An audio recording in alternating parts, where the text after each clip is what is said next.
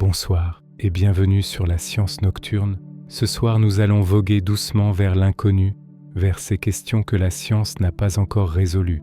Malgré toutes nos découvertes, l'univers demeure empli d'énigmes, de paradoxes et de mystères silencieux que personne ne peut pleinement expliquer.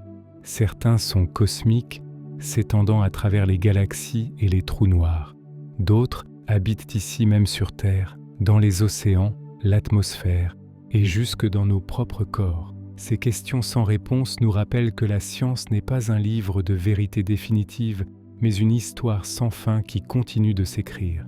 Chaque mystère ouvre une porte vers l'émerveillement, un rappel que nous sommes des explorateurs dans un univers bien plus vaste que nous ne pouvons encore le comprendre. Si vous appréciez ces voyages nocturnes au cœur des merveilles scientifiques, n'hésitez pas à partager vos pensées dans les commentaires. Cela aide d'autres âmes à trouver leur chemin jusqu'ici. Mais pour l'instant, laissez ces questions vous porter. Et si vous êtes prêts, commençons. Nous ne savons toujours pas pourquoi l'univers existe. Cela semble être la question la plus fondamentale imaginable. Pourquoi y a-t-il quelque chose plutôt que rien? Et pourtant, la science n'a pas de réponse. La physique peut décrire comment l'univers se comporte une fois qu'il existe. La cosmologie peut retracer les événements jusqu'au Big Bang. Mais pourquoi il y a un univers? Pourquoi il existe des lois qui permettent en son existence? Cela demeure non résolu. La physique quantique suggère que ce que nous appelons le néant n'est pas véritablement vide. Même le vide de l'espace grouille d'activité, des particules éphémères qui scintillent brièvement avant de disparaître à nouveau. Certains physiciens proposent que l'univers lui-même ait pu émerger de la même façon, que le néant absolu est instable et que quelque chose doit toujours surgir. D'autres soutiennent que peut-être notre univers n'est qu'un parmi d'innombrables univers dans un vaste multivers, chacun apparaissant avec ses propres lois. Mais si c'est vrai, nous ne faisons que repousser la question plus loin. Pourquoi le multivers lui-même devrait-il exister? Les philosophes proposent parfois que l'existence est simplement l'état naturel, que la non-existence est impossible. Peut-être la réalité sous une forme ou une autre doit-elle toujours être? Mais ce sont des idées que nous ne pouvons tester. Aucun télescope, aucun collisionneur de particules ne peut mesurer pourquoi il y a de l'être plutôt que du néant. Toute autre question en science repose sur celle-ci. Chaque étoile dans le ciel, chaque atome dans votre corps, chaque loi de la nature, tout existe sur une fondation que nous ne pouvons expliquer. Le fait que la réalité soit là constitue le mystère le plus profond auquel nous faisons face. L'étincelle qui a mis le cosmos en mouvement demeure une énigme. Nous pouvons retracer l'histoire de l'univers sur presque 14 milliards d'années, jusqu'à une époque où il était une boule de feu chaude et dense. Nous appelons ce commencement le Big Bang. Mais qu'est-ce qu'il a réellement causé? Cela reste inconnu. Les cosmologistes ont reconstitué une histoire détaillée à partir du moment où l'univers n'avait que des fractions de secondes. Dans cet instant initial, une expansion rapide, appelée inflation, aurait gonflé l'espace lui-même.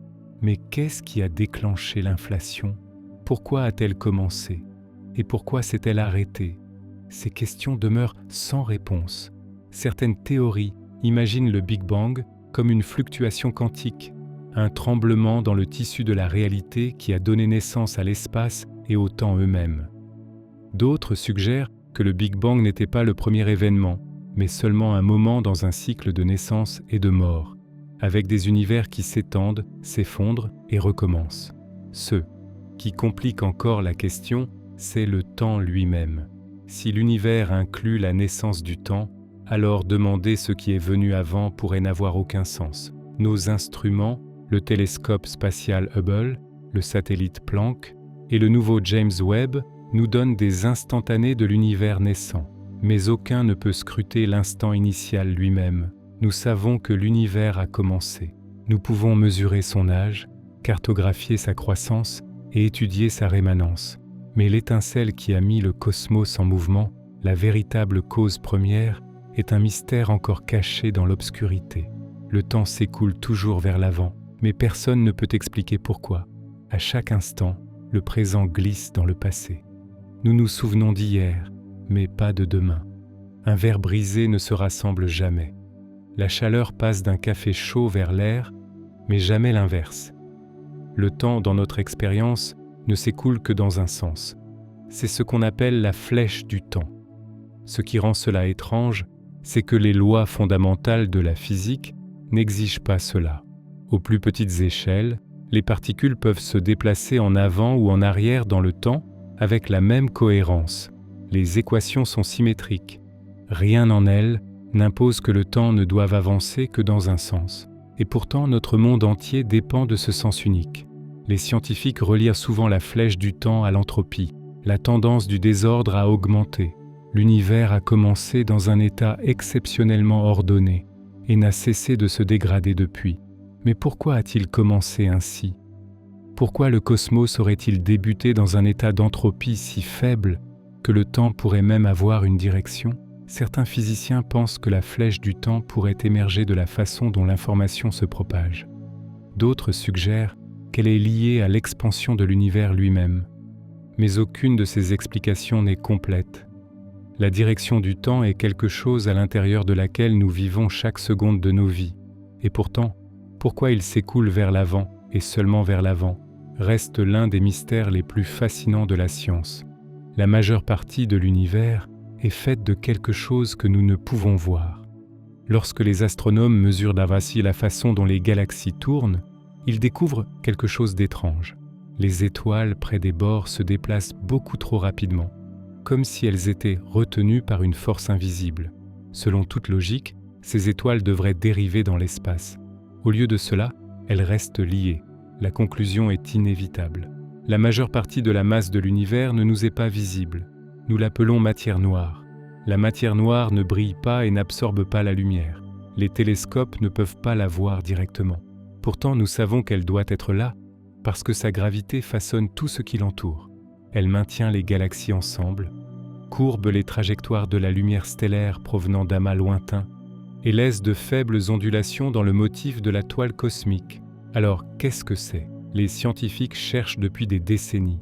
Certains pensent qu'elle est constituée de particules non découvertes, peut-être des WIMP, des particules massives, faiblement interactives. D'autres suggèrent des actions, des particules fantômes qui interagissent à peine avec la matière ordinaire. Il existe même des théories selon lesquelles la matière noire pourrait être constituée de trous noirs, formés dans les tout premiers instants après le Big Bang. Malgré d'énormes efforts, nous ne savons toujours pas. Des expériences enfouies profondément sous terre attendent qu'une particule de matière noire entre en collision avec un seul atome. Jusqu'à présent, aucune ne l'a fait. Pour l'instant, cette masse cachée, 5 fois plus abondante que la matière ordinaire, reste l'un des plus grands mystères non résolus de l'univers. Une force invisible étire l'espace de plus en plus rapidement. Dans les années 1990, les astronomes étudiant des supernovae lointaines s'attendaient à voir l'expansion de l'univers ralentir. Après tout, la gravité devrait ramener les galaxies ensemble. Au lieu de cela, ils ont découvert le contraire. L'univers ne fait pas qu'expansion, il accélère. Cela signifie qu'une énergie inconnue est intégrée dans l'espace lui-même, repoussant les galaxies les unes des autres à des vitesses toujours croissantes. Nous l'appelons énergie noire, bien que le nom ne soit qu'un substitut à notre ignorance. L'énergie noire constitue près de 70% de tout le cosmos. Pourtant, nous ne savons pas ce que c'est. Une idée est qu'il s'agit d'une propriété du vide, une sorte d'énergie constante présente dans l'espace vide. Une autre possibilité est qu'elle pointe vers une nouvelle physique, peut-être un champ dynamique qui change avec le temps. Certaines théories suggèrent même qu'elle pourrait être un signe que notre compréhension de la gravité elle-même est incomplète. Ce qui rend le mystère encore plus troublant, ce sont ses conséquences. Le destin de l'univers dépend de cette force invisible. Si l'énergie noire reste constante, les galaxies dériveront de plus en plus loin jusqu'à ce qu'il ne reste que l'espace vide. Si elle devient plus forte, elle pourrait finalement déchirer les galaxies, les étoiles et même les atomes. Nous pouvons mesurer ses effets, mais nous ne pouvons voir sa véritable nature. L'énergie noire est la main invisible qui façonne l'avenir ultime de l'univers. Les lois de la physique semblent réglées pour la vie d'une manière que nous ne comprenons pas. L'univers semble équilibré sur le fil du rasoir. Si la gravité était légèrement plus forte, les étoiles s'effondreraient trop rapidement. Si elle était plus faible, les galaxies pourraient ne jamais se former. Si la force électromagnétique était différente d'une fraction, les atomes ne se lieraient pas ensemble. Même les plus infimes changements dans les constantes de la physique pourraient effacer complètement la possibilité de la vie. Ce puzzle est connu sous le nom de problème du réglage fin. Pourquoi les lois de la nature devraient-elles avoir exactement les valeurs qu'elles ont? Il n'y a aucune raison évidente pour que la gravité, l'électromagnétisme ou les forces nucléaires aient les forces qu'elles possèdent. Et pourtant, si elles étaient différentes ne serait-ce qu'un peu, notre univers serait sans vie. Certains soutiennent que c'est une coïncidence. D'autres suggèrent que d'innombrables univers existent, chacun avec des lois différentes. Et nous vivons simplement dans le rare où la vie est possible, un gain à la loterie cosmique. Une autre idée est qu'il pourrait y avoir un principe plus profond, encore inconnu, qui force les lois à prendre ces valeurs exactes. Pour l'instant, nous ne pouvons pas le dire. Mais lorsque nous regardons autour de nous les étoiles, les planètes, et le fait que nous puissions même poser cette question, nous sommes rappelés que l'univers semble improbablement, étrangement adapté à la vie. Et pourquoi il en est ainsi reste l'un des plus grands mystères de la science. Personne ne sait si l'univers continue éternellement ou s'arrête quelque part. L'univers observable est vaste, environ 90 milliards d'années-lumière de diamètre, mais nous ne pouvons voir au-delà. La lumière n'a eu que tellement de temps pour voyager depuis le Big Bang, et donc il y a un horizon que nous ne pouvons dépasser. Mais qu'y a-t-il au-delà de ce bord? Une possibilité est que l'univers soit infini, s'étendant sans fin dans toutes les directions sans aucune frontière. Si c'est le cas, alors l'espace peut contenir un nombre infini de galaxies, d'étoiles, et peut-être même d'autres mondes semblables à la Terre. Une autre possibilité est que l'univers soit fini, mais sans limite, comme la surface d'une sphère. Dans un tel univers, si vous pouviez voyager assez loin dans une direction, vous pourriez finalement revenir à votre point de départ. Les scientifiques cherchent des réponses dans le fond diffus cosmologique, la faible rémanence du Big Bang. Ces motifs pourraient révéler la forme de l'univers. Jusqu'à présent, les preuves suggèrent que l'univers est très proche d'être plat. Mais cela ne règle pas la question de savoir s'il est infini. Pour l'instant, nous ne savons pas si le cosmos s'étend sans fin ou s'il boucle sur lui-même. La véritable taille et forme de l'univers reste cachée, juste hors de notre portée. Au-delà de l'horizon de ce que nous pouvons voir, il peut y avoir des inconnus sans fin. Lorsque nous regardons dans l'espace, nous regardons aussi dans le passé. Les galaxies les plus lointaines que nous pouvons voir nous envoient de la lumière qui a voyagé pendant plus de 13 milliards d'années. Mais au-delà se trouve une région à jamais cachée, l'univers inobservable. Cet horizon cosmique n'est pas comme un mur physique, c'est une limite fixée par l'âge de l'univers et la vitesse de la lumière. Au-delà, la réalité continue, mais nous ne pourrons jamais savoir exactement ce qui s'y trouve. Peut-être est-ce très semblable, des galaxies, des étoiles et des planètes s'étendant bien au-delà de notre vue. Ou peut-être est-ce radicalement différent, avec des régions gouvernées par des conditions différentes ou même des lois physiques différentes.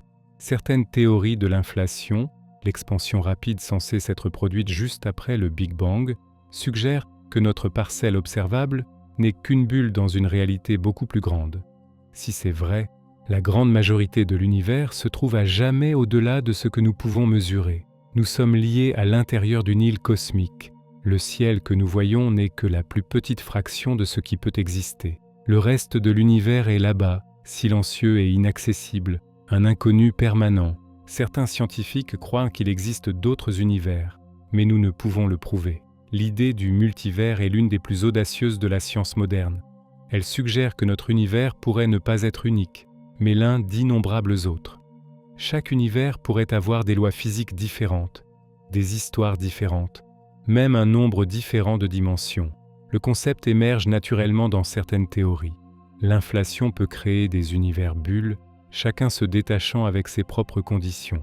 La théorie des cordes prédit un vaste paysage de réalités possibles. Dans de tels scénarios, notre univers n'est simplement qu'un résultat parmi beaucoup. Cela pourrait même expliquer le réglage fin. Nous vivons dans un univers adapté à la vie parce que seuls dans de tels univers des observateurs peuvent exister. Mais il y a un problème. Si d'autres univers existent au-delà de notre horizon cosmique, nous ne pourrons peut-être jamais les observer. Aucune lumière ou signal ne pourrait jamais franchir la frontière. Cela rend le multivers à la fois fascinant et controversé. Il étend la définition de la science car une idée que nous ne pouvons tester pourrait ne jamais être plus qu'une spéculation. Pourtant, la possibilité que la réalité soit plus grande que notre univers, peut-être infiniment plus grande, est l'une des idées les plus intrigantes de la physique. L'espace et le temps peuvent être tissés à partir de règles plus profondes que nous n'avons pas découvertes. La relativité générale d'Einstein nous montre que l'espace et le temps ne sont pas des décors fixes mais flexibles et dynamiques. Ils se plient, se courbent et s'étirent, façonnant les trajectoires des planètes et le flux de la lumière. Mais de quoi, au niveau le plus profond, ce tissu est-il fait? Aux plus petites échelles, la relativité et la mécanique quantique se heurtent.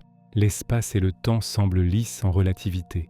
Mais la théorie quantique suggère que tout devrait être granuleux, fluctuant et incertain. Réconcilier ces deux visions est l'un des plus grands défis de la science. Certaines idées suggèrent que l'espace et le temps ne sont pas fondamentaux du tout. Au lieu de cela, ils peuvent émerger de quelque chose de plus profond, peut-être un réseau d'informations quantiques ou des motifs d'intrication qui donnent naissance à la géométrie. Dans cette image, ce que nous appelons l'espace-temps est comme une surface, et en dessous se trouve une réalité plus basique que nous ne pouvons encore voir. D'autres se demandent si le temps lui-même est même réel, ou s'il s'agit d'une illusion créée par des processus plus profonds. Si c'est le cas, notre intuition la plus basique sur la réalité serait fausse. L'espace et le temps semblent être la scène sur laquelle l'univers se déploie. Pourtant, la scène elle-même pourrait ne pas être ce qu'elle semble. Ce qu'ils sont vraiment reste l'une des questions sans réponse les plus profondes de la science. Une seule particule peut être à deux endroits à la fois, et nous ne savons pas comment.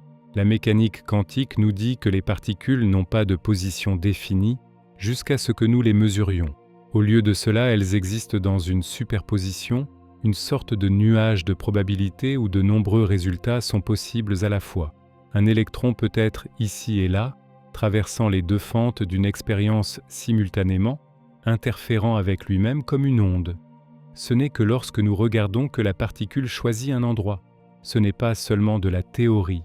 Les expériences ont montré la superposition à l'œuvre, non seulement avec des électrons, mais avec des molécules des milliers de fois plus grandes. Les physiciens peuvent même créer des états délicats où des objets existent dans des possibilités qui se chevauchent. Et pourtant, personne ne comprend vraiment ce que cela signifie. La particule existe-t-elle physiquement à deux endroits? Ou la superposition n'est-elle qu'un reflet de notre connaissance incomplète? Certaines interprétations suggèrent que de multiples réalités se divisent. Une où la particule atterrit ici, une autre où elle atterrit là. D'autres suggèrent que la réalité elle-même est floue jusqu'à ce qu'elle soit mesurée. Quoi qu'il en soit, la capacité d'une seule particule à être apparemment à deux endroits à la fois reste l'un des mystères les plus étranges et les plus troublants de la science moderne. Les particules intriquées se font écho à travers des années-lumière, défiant toute explication. Lorsque deux particules deviennent intriquées, leurs propriétés se lient d'une manière qui défie la distance. Mesurez l'une et vous connaissez instantanément l'état de l'autre, peu importe à quelle distance elle se trouve. Einstein a appelé cela une action fantomatique à distance parce que cela semblait violer la limite de vitesse cosmique. Rien ne devrait se déplacer plus vite que la lumière. Pourtant, les expériences confirment que l'intrication est réelle. Des photons, des électrons, même de petits groupes d'atomes ont été intriqués et séparés de kilomètres. Aucun signal ne semble passer entre eux, mais les corrélations restent parfaites. C'est comme si la nature elle-même tenait un registre caché, garantissant que les résultats restent synchronisés. Que signifie cela? Certains physiciens suggèrent que la réalité est non locale, que l'univers est tissé ensemble plus profondément que l'espace et le temps ne nous permettent de l'imaginer. D'autres pensent que l'intrication peut pointer vers des variables cachées que nous n'avons pas encore découvertes. D'autres encore proposent que l'information elle-même pourrait être la fondation de la réalité. Nous utilisons l'intrication en informatique quantique et en communication sécurisée, mais nous ne pouvons dire pourquoi elle fonctionne. L'univers murmure à travers la distance, et nous ne savons toujours pas comment.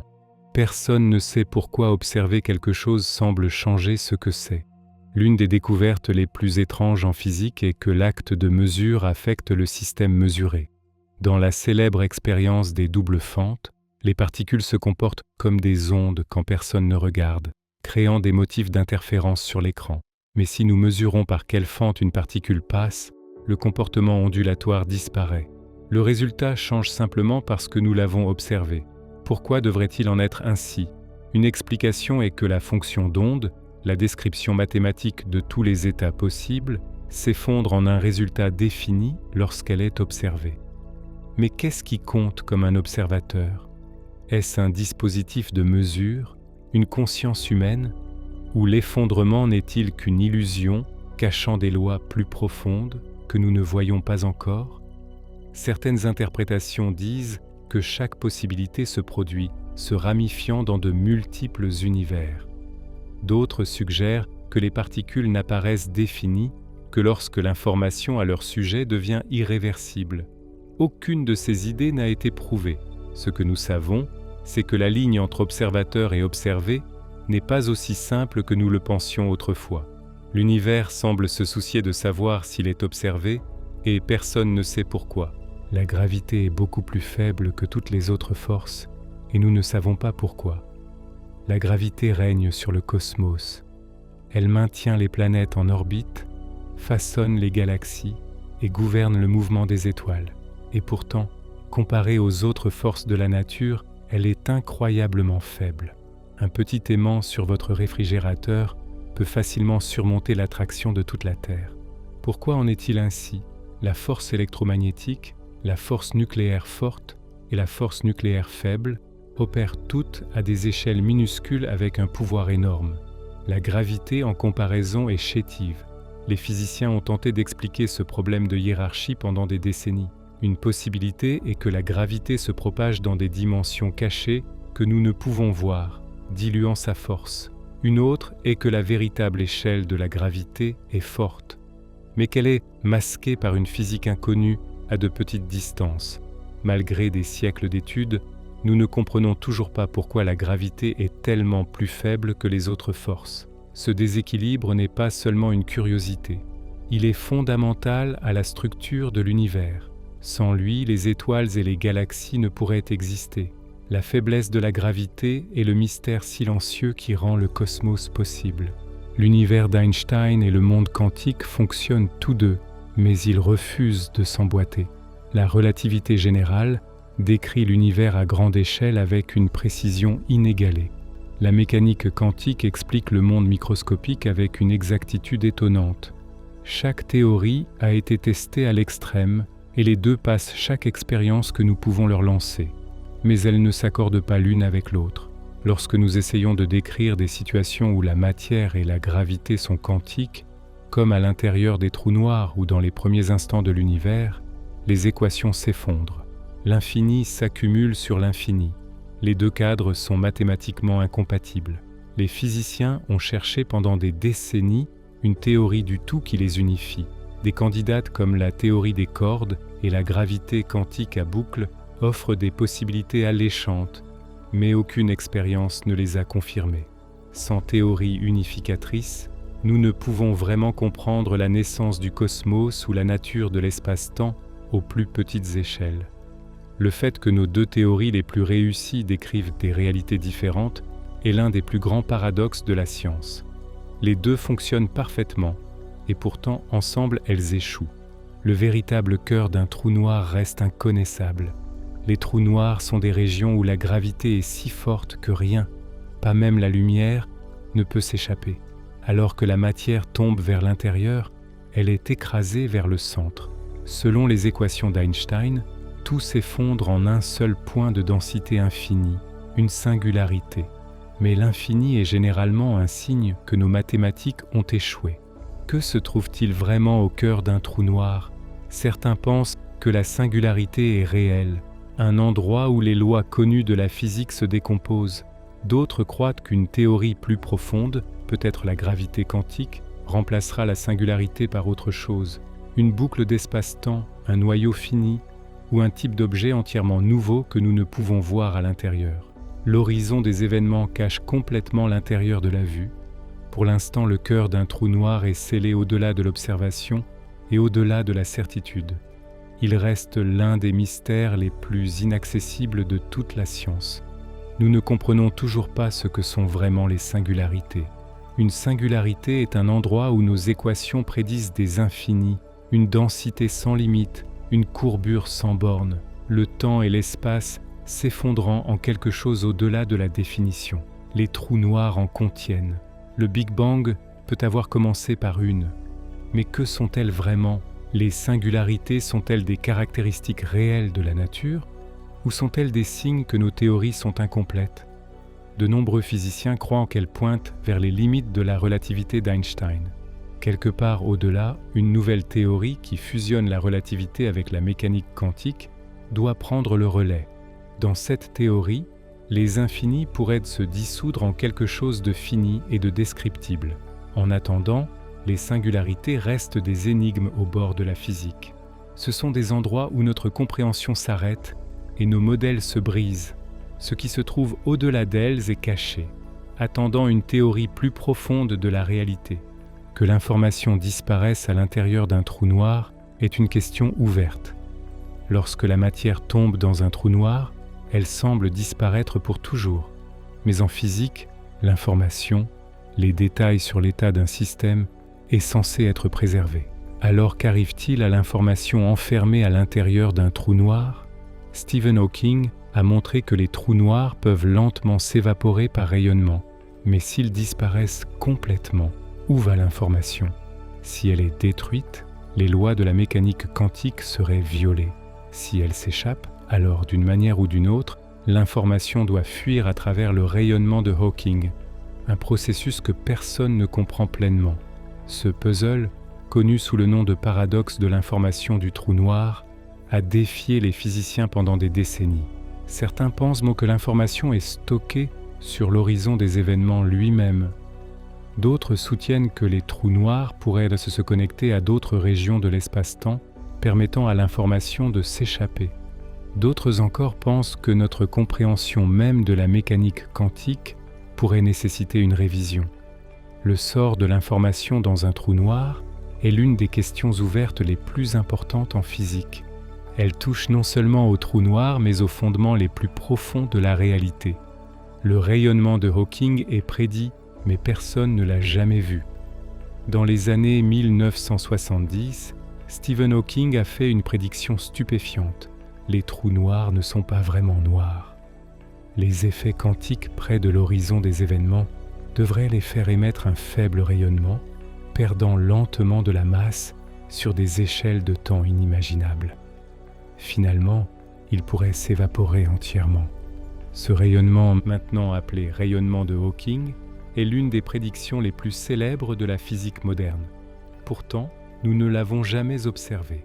Les vrais trous noirs sont entourés de gaz chauds et d'environnements violents qui submergent le faible filet de rayonnement. Le détecter directement pourrait être impossible avec la technologie actuelle. Pourtant, l'idée a d'énormes conséquences. Elle lie la théorie quantique, la relativité et la thermodynamique. Elle suggère que les trous noirs ont une température et que l'espace-temps lui-même est plus dynamique que nous ne le réalisions. Des expériences en laboratoire ont essayé de créer des analogues du rayonnement de Hawking en utilisant des ondes sonores et des fluides, mais ceux-ci restent des indices indirects. Que le rayonnement de Hawking existe, vraiment reste non prouvé. S'il existe, il remodèlera notre compréhension des trous noirs. Sinon, quelque chose d'encore plus étrange doit se produire au bord de l'espace-temps. Les trous noirs pourraient même être des portes vers d'autres mondes que nous ne connaissons pas encore. Les trous noirs poussent la physique à ses limites. À l'intérieur, l'espace et le temps se courbent d'une manière que nous ne pouvons décrire complètement. Certaines solutions aux équations d'Einstein suggèrent que les trous noirs pourraient se connecter à d'autres régions de l'espace-temps, des tunnels connus sous le nom de trous de verre. En théorie, entrer dans un trou noir pourrait mener ailleurs, mais cela reste une spéculation. Les trous de verre, s'ils existent, peuvent être instables. La gravité intense d'un trou noir pourrait détruire tout ce qui essaie de passer. Et pourtant, les mathématiques laissent la possibilité ouverte. Certains physiciens suggèrent que la singularité au centre d'un trou noir pourrait marquer un pont vers un nouvel univers avec son propre espace et temps. D'autres pensent que les trous noirs pourraient recycler l'information, ensemençant la naissance de nouvelles régions cosmiques. Pour l'instant, nous ne pouvons tester ces idées. Aucun signal ne peut échapper à l'intérieur d'un trou noir. Et donc ces secrets restent cachés. Pourtant, l'idée que les trous noirs puissent être plus que des tombes cosmiques, qu'ils pourraient être des portes vers quelque chose au-delà, est l'un des mystères les plus alléchants de tous. Nous ne pouvons toujours pas expliquer comment les toutes premières étoiles sont nées. Lorsque l'univers était nouveau, c'était un endroit sombre et simple. Il n'y avait pas de galaxies, pas de planètes, pas de métaux ni de chimie complexe. Seuls des nuages d'hydrogène et d'hélium dérivaient dans le cosmos en expansion. À un moment donné, ces nuages se sont effondrés pour former les premières étoiles, mettant fin aux âges sombres cosmiques et illuminant l'univers pour la première fois. Mais comment cela s'est-il produit exactement reste un mystère. Ces premières étoiles, appelées étoiles de population 3, auraient été énormes, des centaines de fois la masse de notre Soleil, brûlant chaudes et brillantes, mais ne vivant que quelques millions d'années avant d'exploser en supernovae puissantes. Elles ont ensemencé le cosmos avec les premiers éléments plus lourds, ouvrant la voie aux générations ultérieures d'étoiles et finalement à la vie. Le problème est que nous n'en avons jamais vu une. Aucune étoile de population 3 n'a été observée. Elles ont vécu et sont mortes si rapidement, il y a si longtemps, que les preuves directes manquent. Les astronomes cherchent des indices indirects dans les empreintes chimiques des étoiles anciennes, espérant trouver des traces de leur naissance violente. Le télescope spatial James Webb pourrait enfin apercevoir leur lumière. Mais pour l'instant, le processus exact qui a déclenché les premières étoiles reste l'une des grandes questions ouvertes de l'astronomie. Certaines galaxies ont formé des trous noirs supermassifs bien trop rapidement.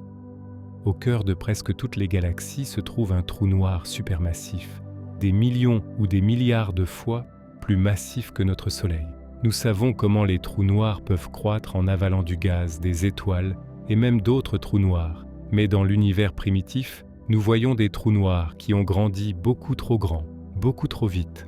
Certains de ces géants existaient déjà moins d'1 milliard d'années après le Big Bang. Selon nos modèles, il n'y avait tout simplement pas assez de temps pour qu'ils grandissent autant par des processus ordinaires. Cela nous laisse avec une énigme. Se sont-ils formés à partir de l'effondrement d'énormes nuages primordiaux, sautant entièrement les petites étapes? Ont-ils grandi à partir des morts d'étoiles massives de première génération qui se sont effondrées en trous noirs beaucoup plus grands que nous ne le prévoyons? Ou y a-t-il un mécanisme que nous n'avons pas encore découvert, leur permettant de se nourrir et de se développer à des taux étonnants? Ces trous noirs anciens défient notre compréhension de l'évolution des galaxies. Si nous pouvons résoudre leur mystère, nous pourrons déverrouiller l'histoire de la façon dont les galaxies elles-mêmes sont venues à être. Pour l'instant, il reste des énigmes cosmiques, des géants qui ne devraient pas exister si tôt après le début de l'univers. Personne ne sait pourquoi tant de galaxies prennent des formes spirales. Lorsque nous imaginons des galaxies, nous imaginons souvent d'élégantes spirales, des bras balayants d'étoiles, s'enroulant vers l'extérieur comme des moulins à vent cosmiques.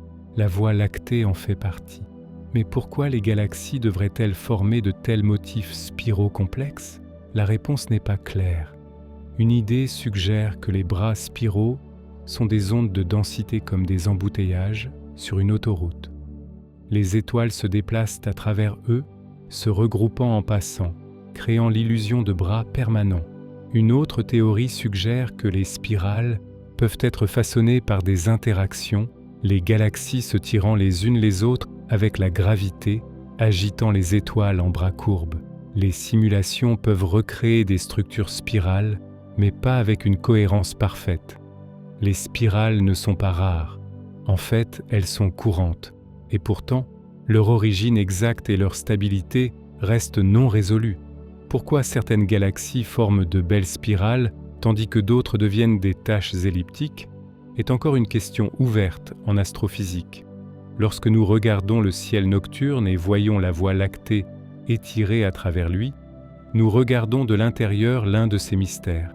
Les bras gracieux de notre galaxie sont à la fois familiers et inexpliqués. Les sursauts radio rapides flashent à travers le cosmos et leur cause reste un mystère. En 2007, les astronomes ont détecté un puissant signal radio ne durant que quelques millisecondes. Depuis lors, des centaines d'autres ont été trouvés dispersés à travers le ciel. Ces signaux sont appelés sursauts radio rapides ou FRB. Chacun libère autant d'énergie que le Soleil en une année, mais en un clin d'œil. Qu'est-ce qui les cause ? Certains FRB se répètent, suggérant qu'ils proviennent de processus continus comme les magnétars, des étoiles à neutrons hautement magnétiques qui peuvent émettre une énergie incroyable. D'autres n'apparaissent qu'une seule fois, laissant entendre des événements catastrophiques tels que l'effondrement d'une étoile ou la fusion d'objets compacts. Mais aucune explication ne les explique tous. Les FRB voyagent à travers des milliards d'années-lumière, déformés et étirés par la matière entre les galaxies. Ils peuvent même nous aider à cartographier la distribution de la matière à travers l'univers. Mais jusqu'à ce que nous connaissions leur source, ils restent des énigmes cosmiques. De temps en temps, l'univers nous envoie un bref et puissant cri à travers le vide. Nous pouvons l'entendre, nous pouvons le mesurer, mais nous ne savons toujours pas qui ou quoi parle. Les pulsars brillent avec une régularité parfaite dont la précision nous déconcerte toujours. Les pulsars sont les restes effondrés d'étoiles massives, des étoiles à neutrons qui tournent rapidement, balayant des faisceaux de rayonnement à travers l'espace comme des phares cosmiques. Découverts en 1967, ils étaient si réguliers qu'au début, les scientifiques se sont demandé s'ils pouvaient être des signaux de vie intelligente. Aujourd'hui, nous savons qu'ils sont naturels, mais leur précision reste étonnante. Certains pulsars gardent le temps mieux que nos meilleures horloges atomiques, tournant des centaines de fois par seconde sans manquer un battement. Comment un objet si extrême, une étoile écrasée à la taille d'une ville, peut-il maintenir une telle stabilité ? La réponse réside dans leur incroyable densité et leur fort champ magnétique, mais les détails ne sont pas entièrement compris. Les pulsars peuvent aussi glitcher, changeant soudainement leur vitesse de rotation de manière que nous ne pouvons encore prédire. Ces glitches peuvent provenir d'interactions au plus profond de leur cœur superfluide, où la physique est différente de tout ce qui existe sur Terre. Les pulsars sont des laboratoires de physique extrême, mais ils gardent encore des secrets. Leur rythme reste certains des signaux les plus mystérieux et les plus précis de l'univers. Les magnétars éclatent avec d'étranges rafales d'énergie que nous ne comprenons pas entièrement. Un magnétar est une sorte d'étoile à neutrons avec un champ magnétique 1000 fois plus fort qu'une étoile à neutrons normale et 1 billion de fois plus fort que celui de la Terre. Ces champs magnétiques se tordent et se cassent, libérant de soudaines rafales violentes de rayonnement. Les magnétars peuvent libérer plus d'énergie en une seule seconde que le Soleil n'en produit en 100 000 ans. Nous les détectons sous forme d'intenses éruptions de rayons X et gamma, mais ce qui déclenche exactement ces éruptions reste incertain. Les rafales sont-elles causées par des tremblements d'étoiles, des changements dans la croûte de l'étoile à neutrons sous contrainte magnétique, ou sont-elles causées par des reconfigurations soudaines du champ magnétique lui-même, libérant de l'énergie comme un élastique cosmique qui se casse? Certains sursauts radio rapides ont même été liés aux magnétars, suggérant qu'ils pourraient expliquer au moins certains de ces signaux mystérieux, mais l'image complète manque encore. Les magnétars sont rares, avec seulement quelques douzaines connues, mais leur pouvoir est stupéfiant. Ils sont des rappels que l'univers contient des moteurs d'énergie que nous avons encore du mal à comprendre. Les rayons cosmiques frappent la Terre avec un pouvoir incroyable, et nous ne savons pas d'où ils viennent. Chaque seconde, des particules de haute énergie appelées rayons cosmiques pleuvent sur Terre depuis l'espace. La plupart sont des protons voyageant près de la vitesse de la lumière. Beaucoup viennent du Soleil ou de supernovas, mais certains sont si énergétiques, si puissants, que nous n'avons aucune idée d'où ils proviennent. Les rayons cosmiques les plus extrêmes portent l'énergie d'une balle de baseball lancée rapidement concentrée dans une seule particule. Aucun processus connu ne devrait être capable de les accélérer à de telles vitesses. Ils peuvent provenir de trous noirs supermassifs, de galaxies actives ou de processus exotiques que nous ne comprenons pas encore. Ces particules s'écrasent dans l'atmosphère terrestre, créant des pluies de particules secondaires que nous pouvons détecter au sol. Des observatoires comme l'observatoire Pierre-Auger en Argentine les suivent, essayant de retracer leur trajectoire vers leurs origines. Mais les champs magnétiques dans l'espace courbent leur trajectoire, effaçant les indices. Les rayons cosmiques sont des visiteurs constants, pourtant leurs exemples les plus puissants restent inexpliqués. Ils nous rappellent que quelque part dans l'univers, la nature fait fonctionner des accélérateurs de particules bien au-delà de tout ce que les humains peuvent construire. De vastes vides cosmiques s'étendent à travers l'espace, et leurs origines restent floues. L'univers n'est pas rempli uniformément de matière. Au lieu de cela, les galaxies forment une vaste toile cosmique, des amas et des filaments séparés par d'énormes vides. Certains de ces vides s'étendent sur des centaines de millions d'années-lumière, presque vides de galaxies. Pourquoi sont-ils là? Les simulations suggèrent que la gravité tire la matière en filaments, laissant naturellement des espaces vides derrière. Mais les plus grands vides sont plus grands que prévu, soulevant des questions sur la façon dont ils se sont formés. Font-ils allusion à une nouvelle physique? Peut-être dans la façon dont l'énergie noire façonne la structure? Ou sont-ils simplement des extrêmes statistiques, rares mais possibles? Les vides affectent la façon dont la lumière voyage à travers l'univers. Ils peuvent même offrir des indices sur la nature de l'énergie noire elle-même. Mais pour l'instant, leurs véritables origines restent incertaines. Regarder dans un vide cosmique, c'est fixer le néant à la plus grande échelle possible. Ce sont parmi les régions les plus solitaires de l'existence. De vastes étendues sans explication claire. Comment l'univers finira est encore une question sans réponse. L'univers a eu un commencement, mais aura-t-il aussi une fin? Les scientifiques envisagent plusieurs possibilités, chacune dépendant de la nature de l'énergie noire et de l'équilibre des forces cosmiques. Dans un scénario, l'univers se dilate pour toujours, se refroidissant jusqu'à ce que les étoiles s'éteignent et que les galaxies s'estompent, ne laissant que l'obscurité froide. C'est la mort thermique. Dans un autre, l'expansion peut finalement s'inverser, ramenant tout ensemble dans un grand effondrement. Une troisième possibilité est le grand déchirement, où l'énergie noire devient plus forte avec le temps, déchirant les galaxies, les étoiles, les planètes et finalement même les atomes. Lequel sera-t-il? Nous ne le savons pas encore. Les observations suggèrent que l'expansion se poursuivra, mais les détails de l'énergie noire restent trop incertains pour décider. L'univers peut durer des billions d'années ou il peut rencontrer un destin plus dramatique. Pour l'instant, l'avenir ultime de tout, des étoiles, des galaxies et de la vie elle-même, reste l'une des plus grandes questions sans réponse de la science. Quelque chose a déclenché l'inflation cosmique, mais personne ne sait quoi. Dans la première fraction de seconde après le Big Bang, on pense que l'univers s'est étendu plus vite que la vitesse de la lumière dans un processus appelé inflation. Cette théorie explique pourquoi le cosmos apparaît si lisse et uniforme et pourquoi de minuscules fluctuations ont ensemencé les galaxies que nous voyons aujourd'hui. Mais qu'est-ce qui a causé l'inflation? Cela reste un mystère. Certaines théories proposent un champ d'énergie, l'inflaton, qui a brièvement dominé l'univers avant de s'estomper. D'autres suggèrent que l'inflation est liée à la structure quantique de l'espace-temps lui-même. Nous voyons ces empreintes dans le fond diffus cosmologique où les motifs correspondent à ce que l'inflation prédit. Mais la véritable cause, et si l'inflation s'est vraiment produite comme décrit, est encore débattue. Quelque chose a fait croître l'univers de manière inimaginablement rapide, créant la scène. Pour tout ce qui a suivi, mais l'étincelle qui a conduit cette inflation est encore inconnue, un chapitre caché dans l'histoire de la création.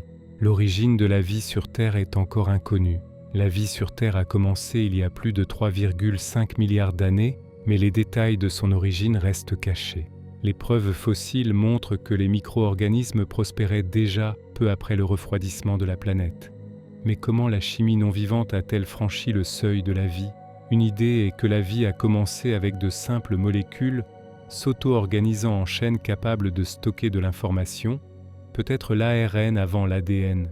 Une autre est que la vie a émergé de l'environnement riche en énergie des sources hydrothermales au fond de l'océan, où l'eau chaude, les minéraux et la chimie se sont combinés.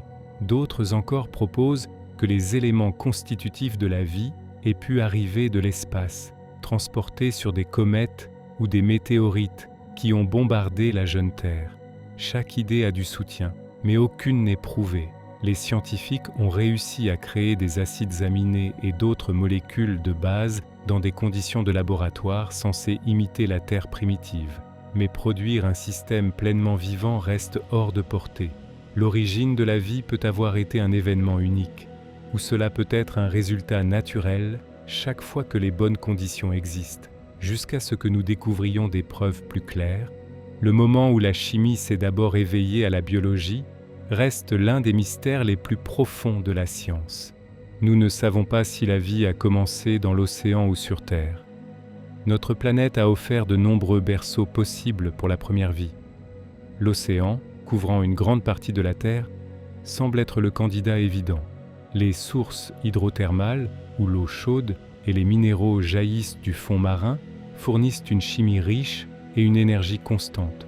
De nombreux scientifiques croient que la vie peut avoir commencé là, avec des molécules s'assemblant à l'intérieur de compartiments minéraux naturels. Mais il y a une autre possibilité.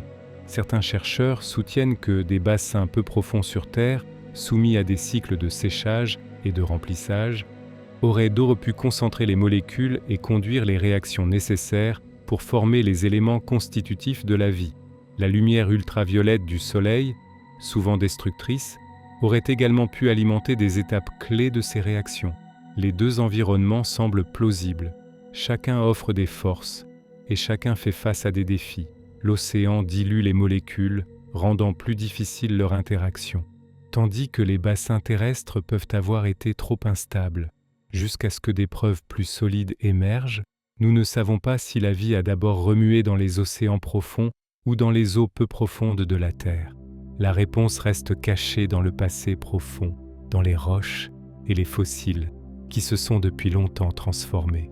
Personne ne sait comment les premières cellules vivantes se sont formées. La vie est définie non seulement par la chimie, mais par l'organisation.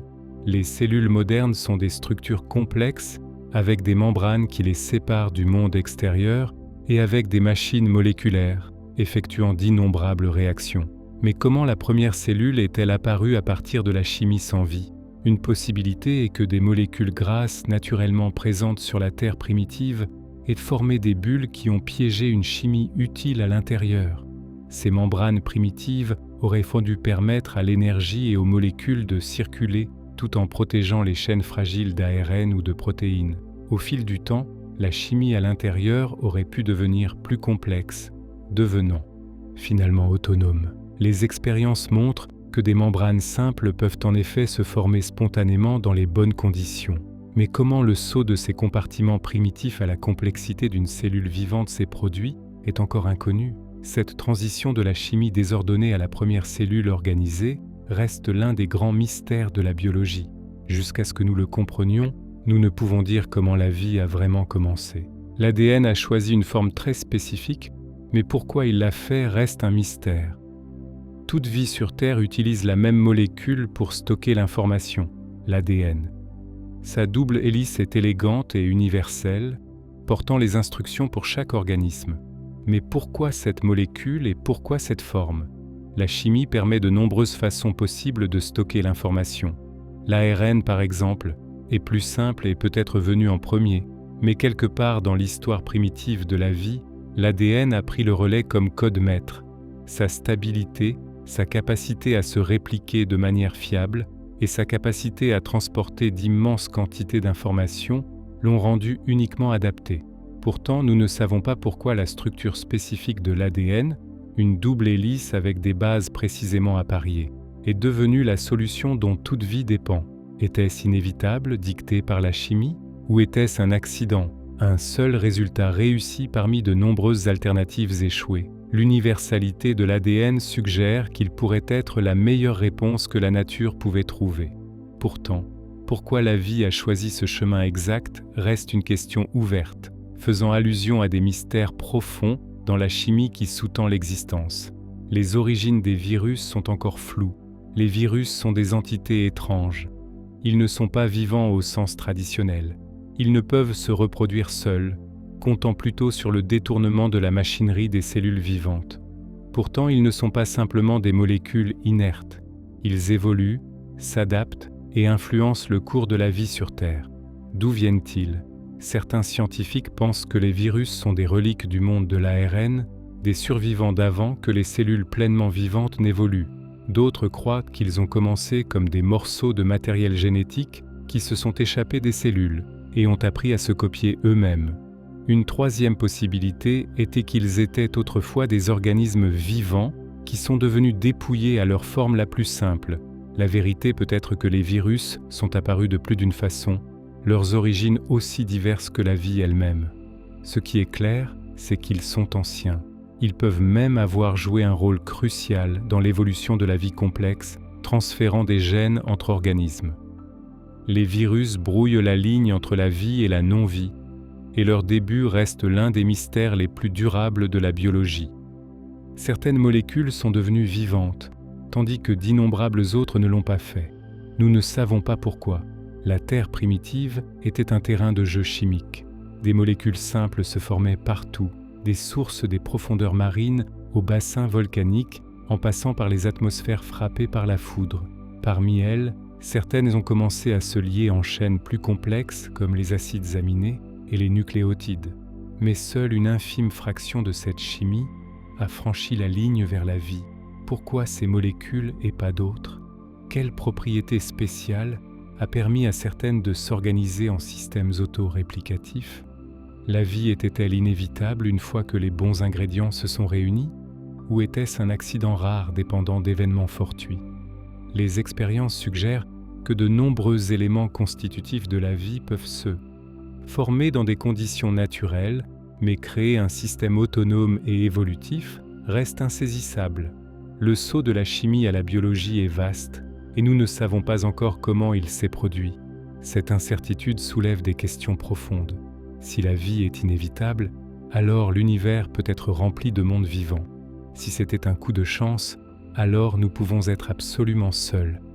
Le mystère de pourquoi certaines molécules sont devenues vivantes tandis que d'autres sont restées inertes est l'une des questions sans réponse les plus importantes de la science. Nous ne savons toujours pas si la vie existe ailleurs dans l'univers. La Terre est le seul endroit où nous savons que la vie existe.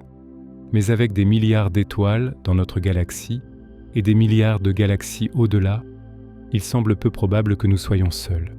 Pourtant, malgré des décennies de recherche, aucune preuve claire de vie extraterrestre n'a été trouvée. Nous avons découvert des milliers d'exoplanètes, beaucoup dans la zone habitable où l'eau liquide pourrait exister. Nous savons que les molécules organiques sont courantes dans l'espace, trouvées sur les comètes, dans les nuages et sur des lunes lointaines. Mars montre des signes d'un passé plus humide. Europe et Encelade cachent des océans sous leur croûte glacée. Les conditions pour la vie semblent abondantes. Et pourtant, le silence persiste. Nous n'avons détecté aucun signal, ni trouvé de microbes sur Mars, ni découvert de fossiles extraterrestres. Il est possible que la vie soit commune, mais difficile à détecter, ou elle peut être extrêmement rare, nécessitant des conditions que nous ne comprenons pas encore. Jusqu'à ce que nous trouvions même le microbe extraterrestre le plus simple, la question de savoir si la vie existe ailleurs reste sans réponse.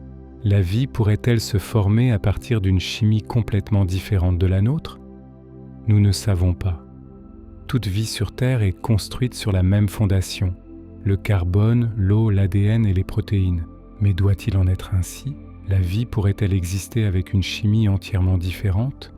Certains scientifiques pensent que le silicium, abondant et capable de former de longues chaînes, pourrait servir de colonne vertébrale à la vie extraterrestre.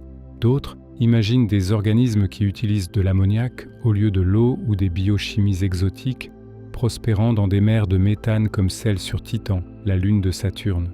D'autres encore se demandent si le plasma, les champs magnétiques ou l'information elle-même pourraient héberger quelque chose comme la vie. Nous ne connaissons pas encore la réponse. Toutes nos définitions de la vie sont façonnées par un seul exemple, la Terre. Il se peut que le carbone et l'eau soient la seule vraie solution. Ou il se peut que l'univers détienne des systèmes vivants plus étranges que nous ne pouvons l'imaginer. Si nous découvrons une vie extraterrestre, elle pourrait ne ressembler en rien à nous. Elle pourrait défier notre définition même de ce que signifie être vivant. Combien de mondes véritablement habitables sont courants est encore incertain. Les astronomes ont découvert des milliers de planètes en orbite autour d'autres étoiles. Beaucoup sont petites et rocheuses, certaines dans la zone habitable où l'eau liquide pourrait exister. Mais combien sont vraiment habitables? Cela reste inconnu. L'habitabilité dépend de plus que la distance d'une étoile. Les planètes ont besoin de la bonne atmosphère, d'une protection magnétique et d'une stabilité à long terme. Certaines peuvent être brûlées par des radiations, d'autres gelées par manque de chaleur. Les lunes peuvent aussi être habitables, avec des océans sous leur croûte glacée, mais nous ne pouvons pas encore les mesurer directement. La galaxie peut être riche en mondes habitables, où ils peuvent être de rares joyaux. En ce moment, nous ne pouvons pas le dire. Chaque découverte nous rapproche, mais la véritable fréquence des conditions semblables à la Terre reste l'une des grandes questions ouvertes de l'astronomie. Nous ne pouvons toujours pas répondre à la plus ancienne question de toutes. Sommes-nous seuls? Aussi longtemps que les humains ont regardé les étoiles, nous nous sommes demandé si la vie existe au-delà de la Terre. Malgré la taille de l'univers, malgré l'abondance des planètes et la chimie de la vie dispersée à travers l'espace, nous n'avons toujours pas de réponse. Nous écoutons les signaux avec des radiotélescopes. Nous envoyons des sondes vers les planètes et les lunes. Nous analysons les atmosphères de mondes lointains pour des signes de vie. Mais jusqu'à présent, le silence est complet. Il se peut que la vie soit commune, mais que les civilisations intelligentes soient rares ou de courte durée. Il se peut que la vie soit rare à tous les niveaux et que nous soyons un accident singulier. Ou il se peut que la vie soit partout mais cachée de nous par la distance ou la différence. La question reste ouverte. Sommes-nous une étincelle solitaire dans un vaste univers vide ou une voix dans un cœur cosmique que nous n'avons pas encore entendu?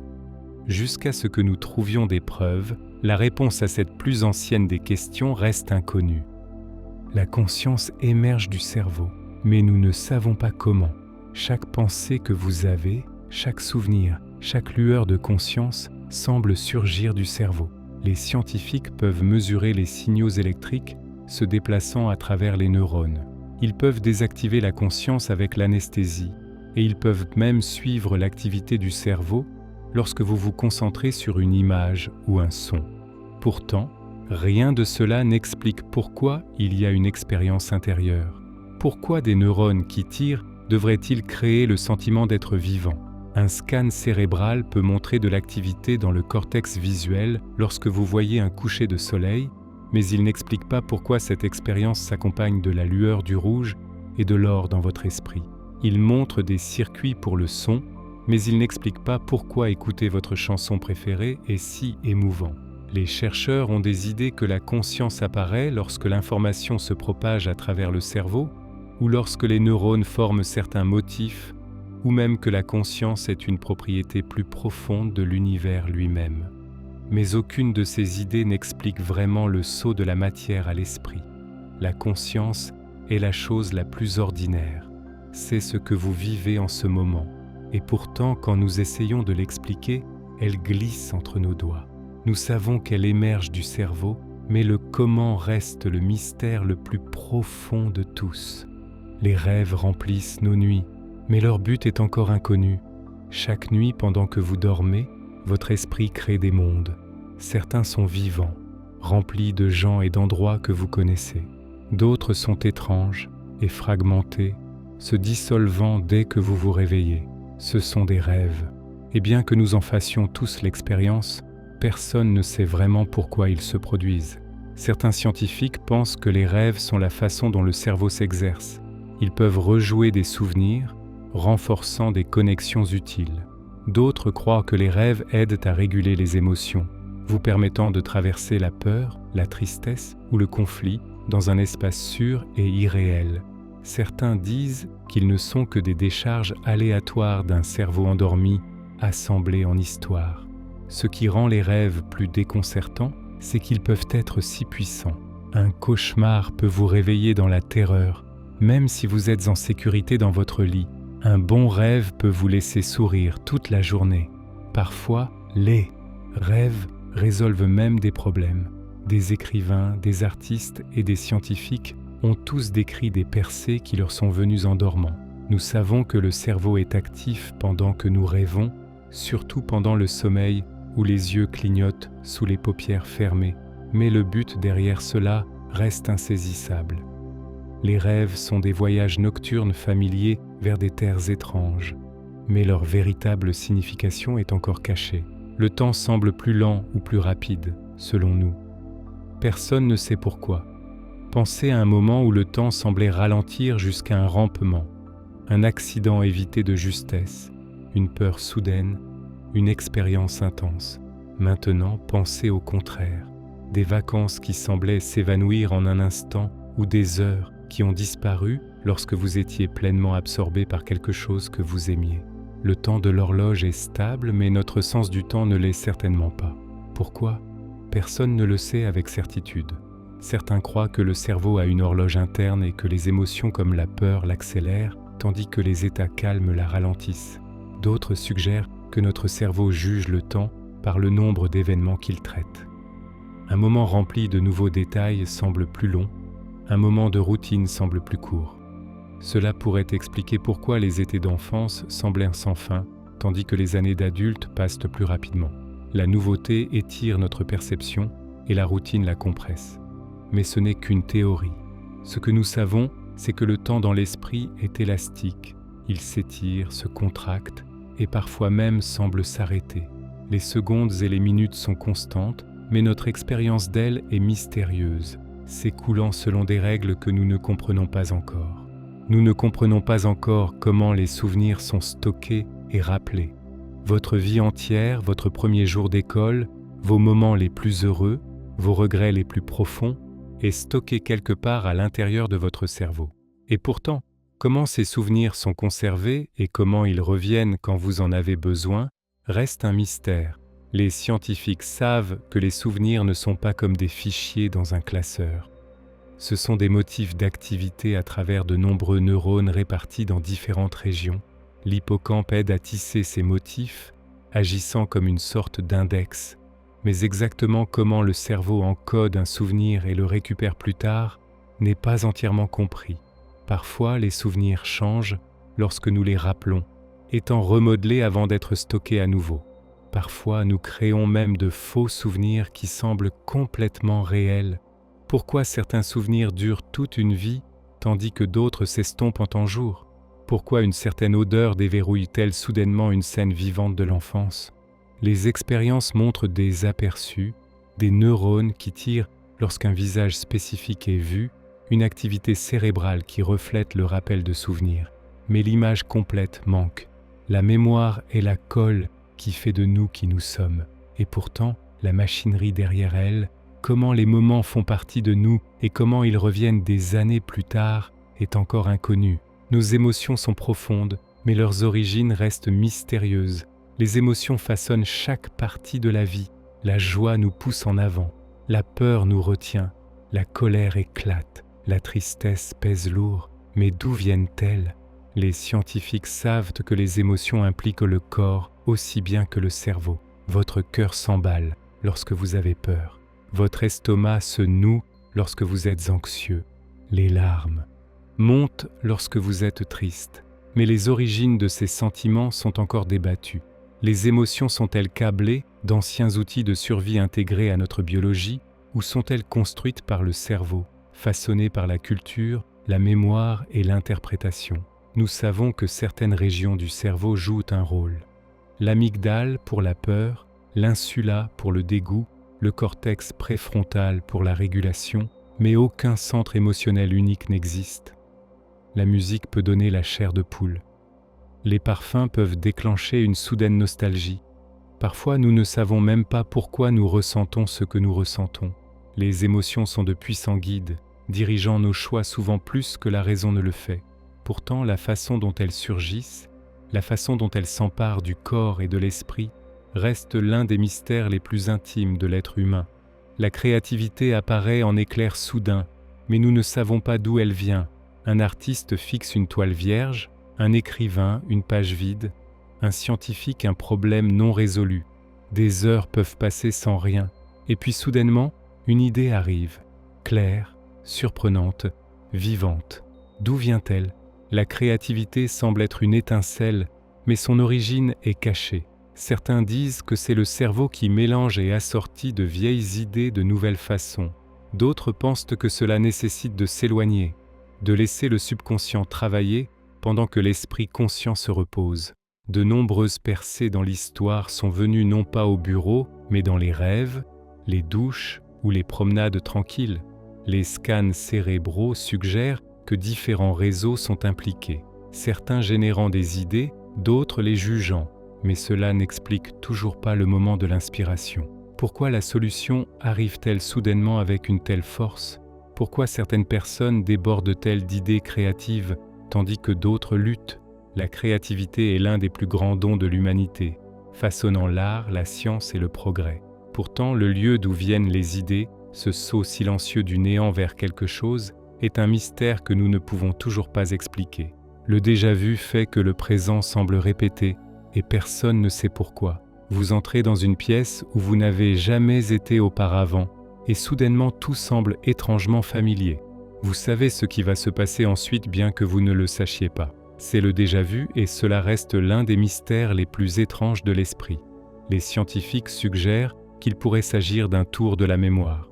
Peut-être que le cerveau se dérègle, créant un faux signal de familiarité sans un vrai souvenir derrière. D'autres pensent que cela se produit lorsqu'une partie du cerveau traite une expérience légèrement avant une autre, faisant que le moment semble une répétition. D'autres encore suggèrent que cela provient de similitudes entre une scène actuelle et une scène passée oubliée, trompant l'esprit.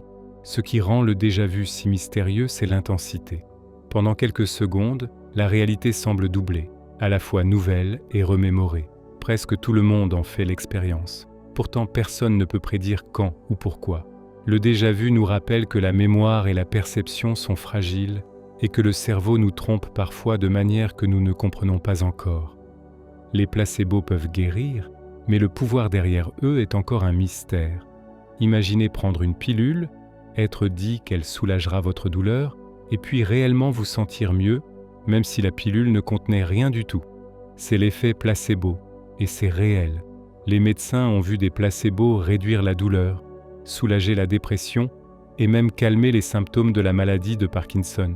L'effet est censé provenir de l'attente. La croyance que quelque chose aidera déclenche de réels changements dans le cerveau et le corps. Les placebos peuvent libérer des analgésiques naturels, altérer la chimie du cerveau et affecter le système immunitaire. Ce qui rend le placebo si étrange, c'est qu'il peut fonctionner même lorsque les gens savent qu'ils en prennent un. D'une certaine manière, le rituel du traitement, la pilule, le médecin, la croyance, puisent dans des voies de guérison cachées. Mais pourquoi certaines personnes répondent fortement au placebo et d'autres paraissent inconnues? L'effet placebo brouille la ligne entre l'esprit et le corps, nous montrant que la croyance elle-même peut parfois guérir de manière que nous ne comprenons pas encore complètement. Nous ne savons même pas pourquoi nous avons besoin de sommeil. Chaque nuit, nous nous abandonnons au sommeil. Nous fermons les yeux, dérivons dans les rêves et perdons conscience pendant des heures. Mais pourquoi en avons-nous besoin? Le sommeil est dangereux si vous y pensez. Dans la nature, un animal qui dort est vulnérable. Pourtant, chaque espèce le fait sous une forme ou une autre. Cela suggère que le sommeil est essentiel. Mais essentiel pourquoi?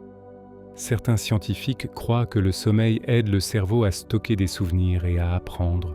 D'autres pensent qu'il nettoie les déchets, nettoyant le cerveau de l'accumulation nocive. Le sommeil peut restaurer l'énergie, réguler les émotions et renforcer le système immunitaire. Il peut même aider le cerveau à se recabler lui-même, gardant les connexions équilibrées. Et pourtant, aucune explication unique ne correspond à toutes les preuves. Différents animaux dorment de manière très différente. Les dauphins dorment avec seulement la moitié de leur cerveau à la fois. Certains oiseaux dorment en volant. Certaines créatures ont besoin de très peu de sommeil. Ce que nous savons avec certitude, c'est que sans sommeil, les esprits et les corps se décomposent rapidement. Pourquoi nous passons un tiers de nos vies à le faire reste l'un des grands mystères de la science.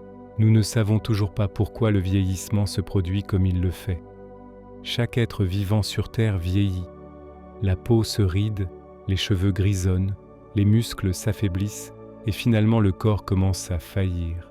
Mais la science ne peut pas entièrement expliquer pourquoi le vieillissement se produit ou pourquoi il se produit de manière si différente selon les espèces. Une explication pointe vers notre ADN. Chaque fois qu'une cellule se divise, les capuchons protecteurs aux extrémités de nos chromosomes appelés télomères deviennent plus courts.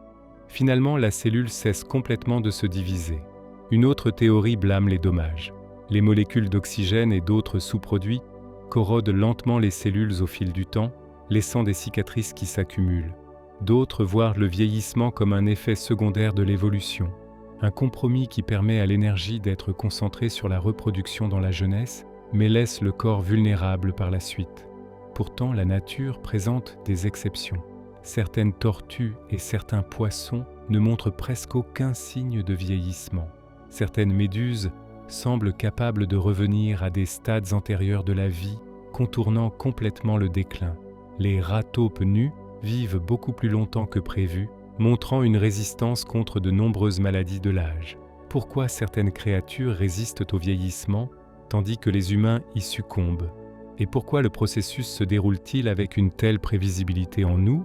Les réponses restent insaisissables. Déverrouiller ce mystère pourrait changer la médecine pour toujours. Mais pour l'instant, le vieillissement est une énigme écrite dans nos cellules mêmes.